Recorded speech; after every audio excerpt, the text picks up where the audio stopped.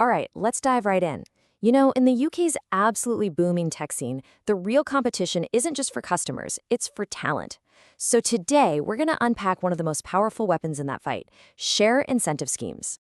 And make no mistake, it is a battle. The UK is the top tech ecosystem in Europe, with well over 60% of tech businesses calling it a prime spot for growth. But all that success creates a huge challenge. Finding and keeping the very best people is tougher than ever. So that brings us to the million-dollar question, right? How do you actually win? How do you convince the brightest minds to join your company and, maybe even more importantly, stick around for the long haul? Well, a big part of the answer is giving them a real piece of the action. So here's what we're covering today. First, we'll talk about why share schemes are such a killer tool. Then we'll get into the big divide, approved versus unapproved schemes. We'll walk through the official HMRC playbook, check out some creative alternatives, and then wrap up with how you can choose the right one for you. Okay, so first things first, why are we even talking about share schemes? Well, to put it simply, they're your secret weapon for attracting, motivating, and holding on to the people who are going to make or break your company. The magic here is actually pretty simple, but it's incredibly powerful. A share scheme changes an employee's whole mindset.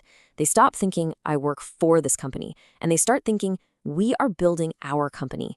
It gives them a direct stake in the outcome, and suddenly everyone is pulling in the exact same direction. Now, here's where it gets interesting. Not all share schemes are created equal. They basically fall into two main camps, and you've got to understand this difference. You have the government-approved schemes, and then you have the more flexible, unapproved ones. So, here's the key takeaway. Think of HMRC-approved schemes as the standard playbook. They're officially recognized, and they come with some really significant tax advantages. That's a huge win for both the company and your employees. On the other side, you have unapproved schemes. These are your creative alternatives. They don't have that official tax-friendly stamp, but what they lack in tax benefits, they make up for with incredible flexibility. And when you look at how this breaks down, you'll see that a lot of the really popular options in the tech world, things like growth shares and RSUs, actually fall into that unapproved bucket. They're super powerful tools for sure, but you just have to know that their tax treatment isn't as straightforward as the official plans. Okay, so let's start with that official playbook. We're going to break down the 4 main share schemes that get the big thumbs up from HMRC and come with those juicy tax benefits. First up, we have EMI, which stands for Enterprise Management Incentives.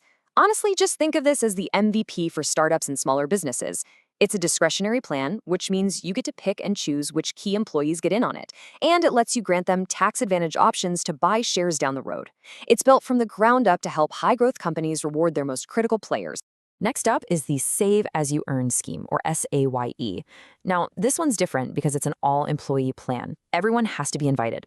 The way it works is your staff can save a bit of money each month straight from their salary. Then, after a few years, they can use that pot of cash to buy shares at a discounted price that you agreed on way back at the start. It's a fantastic, super low-risk way to get the whole company involved. Then we've got share incentive plans, or SIPs. And here's the crucial difference. Unlike options, which are just a right to buy shares later, SIPs give your employees actual shares right now. This is another all-employee plan, and it creates this immediate sense of ownership, whether it's through free shares the company gives away or shares that employees can buy with their pre-tax salary. And the last one in the approved playbook is the CSOP, the Company Share Option Plan. This one is discretionary, just like the EMI scheme, but it's way more versatile. It's often the go-to for larger companies that have gotten too big to qualify for EMI. It lets them grant up to £60,000 worth of options to key employees, making it a really powerful and flexible alternative. So that's the official stuff. But let's be real, what happens when those neat little boxes don't quite fit your company's situation? Well, that's when we move on to the creative alternatives and see how unapproved schemes can give you a totally different kind of edge. A really popular one for fast-moving tech firms is growth shares. These are brilliant. Your employees get a special class of share that only starts being worth something after the company's valuation hits a certain target or hurdle. It gets the entire team laser-focused on one thing, creating massive, long-term value. I'm sure you've heard of RSUs, or restricted stock units. These aren't options. They are a straight-up promise of future shares. An employee is granted a certain number, but they only get full ownership, which is called vesting, after they've met certain conditions, like staying with the company for a number of years or hitting specific performance goals. Now, just because RSUs aren't officially tax approved doesn't mean you can't be smart about it. You can definitely manage the tax hit.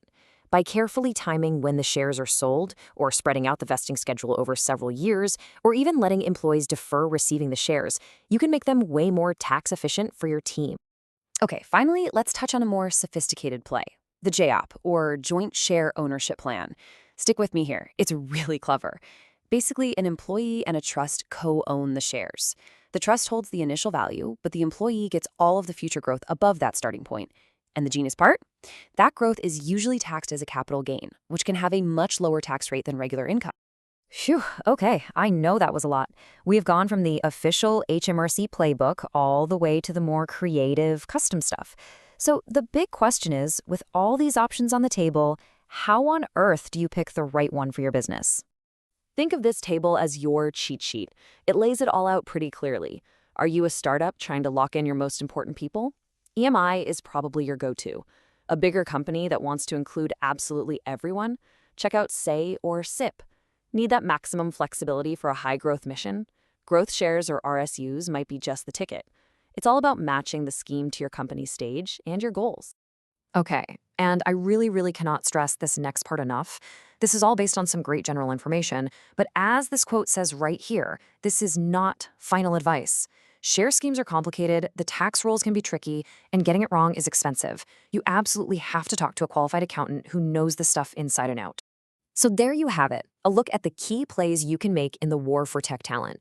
And really, the final question is for you. Which piece of the pie are you going to offer your team to make sure they're locked in and ready to build the future with you? Thanks for tuning in. If you are looking for professional guidance, give us a call today. Sit back and relax while we do all the complicated work for you.